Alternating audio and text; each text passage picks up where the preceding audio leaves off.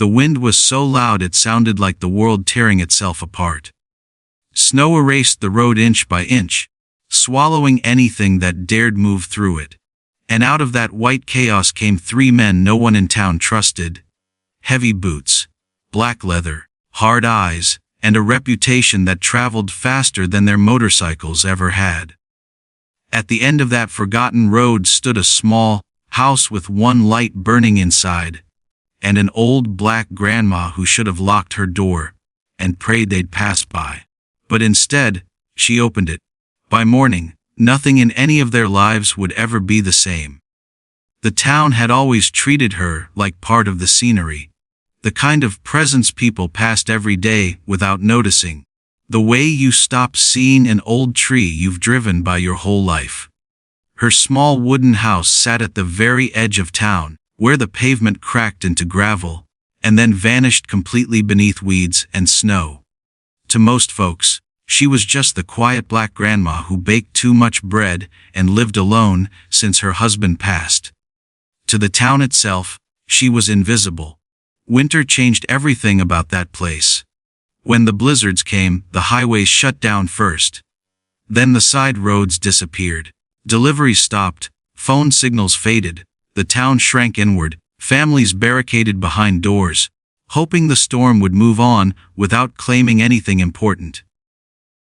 That night's storm was different. Wind screamed through the empty streets like it had a purpose.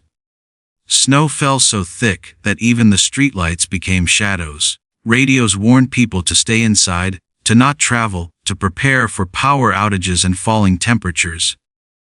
For anyone caught outside, it wasn't just dangerous. It was a death sentence unfolding by the minute.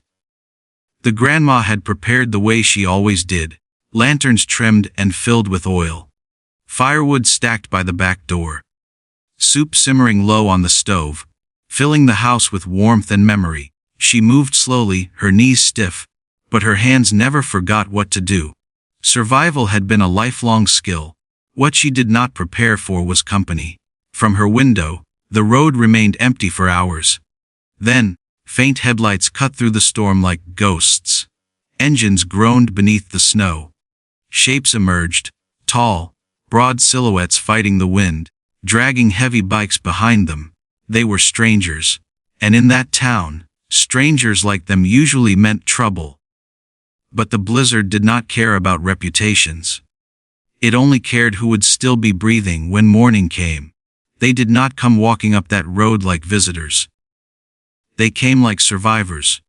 Shoulders hunched against the wind, boots sinking into snow that swallowed their ankles, hands numb and shaking from cold that burned worse than fire. The storm showed no mercy, and neither had the miles behind them. Their motorcycles were half buried in white drifts, black metal turned dull and crusted with ice, no longer symbols of freedom but anchors dragging them toward exhaustion. Inside the house, the grandma felt the pressure of the storm before she saw them. The walls sighed and creaked as if the home itself were tired of standing. The windows rattled with each hard gust, and the silence between gusts felt just as heavy. She moved closer to the glass, wiping a fog circle clear with her sleeve, and that was when she saw shadows struggling through the snow. 3 of them, big men, hard-built, moving with the kind of stiffness that came from pain they were not used to admitting. Their vests were dark with moisture, their gloves soaked through. Their faces, though barely visible, told stories written in muscle and scars. And something else too: fear, not the loud kind, the quiet kind. The kind that settles deep in the bones, when a man knows his body is losing a fight. They had not planned to be there. Weather had shifted without warning. Roads had vanished beneath white. Their plans, whatever they had been, were now miles behind them, irrelevant to survival. In town, people like them were not welcomed. Everyone knew the patches they wore. Everyone had heard the stories. Fights, fires, fear. When engines roared through town in summer, windows shut and eyes looked away. And now those same men were helpless in her yard. Cold did strange things to pride. It stripped it down to nothing but breath and heartbeat. One of them stumbled, caught his weight against a frozen fence post. Another turned his back to the wind, shoulders shaking against it. The last one only stood still, staring at the warm glow from her window like it might disappear if he moved too fast. Inside, she stood with her hand on the deadbolt. A lifetime of caution whispered in her ear. Locked doors were what kept a person alive in this world. Locked doors were the barrier between safety and regret. The town had taught her that. So had history. So had pain. But then she noticed small things.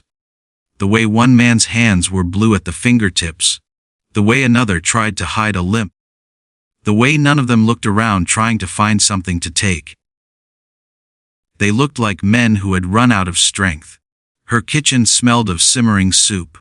Wood cracked softly in the stove. The house was warm. Warmer than anything they had felt in hours. Privilege, she knew, could be as simple as four walls, and a fire when the world tried to freeze you out.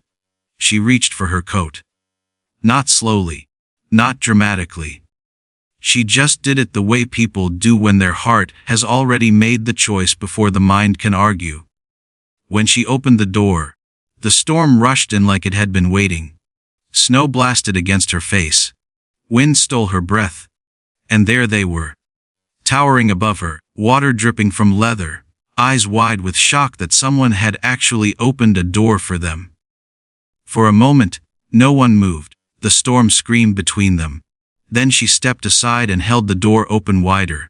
No words were needed. Only warmth. Only light. Only one simple truth. If she did nothing, some of them might not see morning. And she was not built to live with that kind of silence. Warmth hit them like a memory they had forgotten they still carried. The kind of warmth that doesn't just thaw skin, but something deeper. The place where fear settles when you've been pretending not to feel it. Snow melted from their shoulders onto her worn floorboards. Steam rose from their jackets like ghosts, leaving tired bodies behind. The grandma moved with quiet certainty. Towels found their way into stiff hands. Bowls were filled and placed within reach. Wood was added to the fire until it spoke again in snapping sounds and glowing orange promises. She did all of it without looking at their patches, without flinching at their size, without asking a single question that would make them feel like criminals instead of men. One of them slumped down heavy near the stove, head lowering like gravity had finally claimed him. Another pressed his palms together near the flames, eyes shut tight, as if afraid the heat might vanish if he opened them. The third took in the room, like it was something holy. The family photos on the wall, the crocheted blankets, the small crack in the ceiling that had been there since before the storms ever came. Power flickered, and then went out. Darkness pressed in. The storm growled louder, and just like that, the only thing standing between life and frozen breath was a woman most of the world would never notice. She lit the lanterns. Their soft glow filled the room with gold shadows. Outside, the house nearly disappeared beneath the wind. Inside, time slowed. Minutes stretched wide and uncertain. Every crack of wood sounded like survival snapping into shape. The men had known violence. They had known hunger.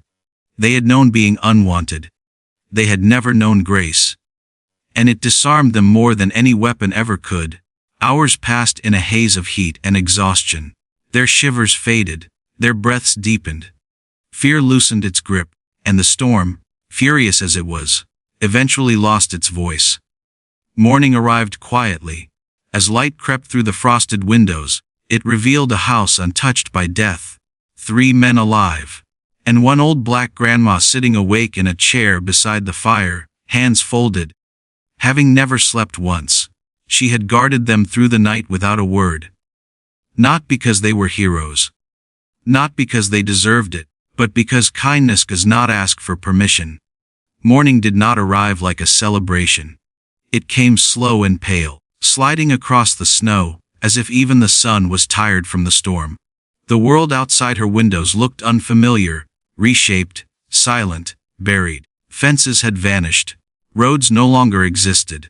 The town had been rewritten overnight by wind and ice.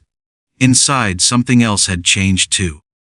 The men woke by one, not with the urgency of danger, but with the quiet confusion of people who had survived something they were never meant to. Their bodies were stiff, their throats dry. But they were alive. And for a moment, they just sat there breathing, as though even that felt like a gift. The grandma stood at her stove, stirring the last of what she had. The house smelled warm again, not just of food, but of safety. And then one of the men noticed. Her hands were shaking, not from age, but from exhaustion. She had poured everything she had into keeping them alive. Every log, every lantern, every drop of energy in a body the world had already taken so much from. And still, she smiled. The kind of smile that does not expect anything back. That is when something inside them finally broke. Not in pieces of anger.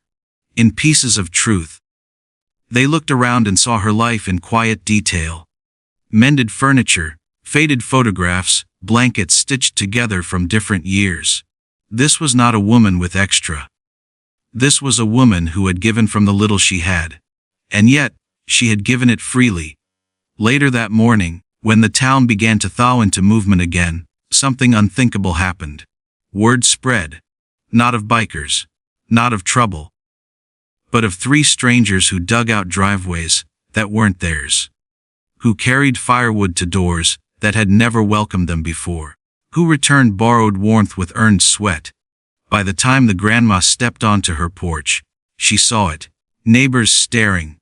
Not with fear, but with something else. Respect. And when she realized what those men had done, her eyes filled.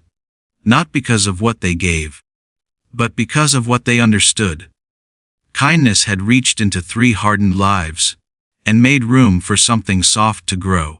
And every time they came through town after that, engines slowed, heads nodded, and one little house at the edge of the road was never again invisible. So the question isn't whether one act of kindness can change a life. The question is, how many could it change if we dared to open the door?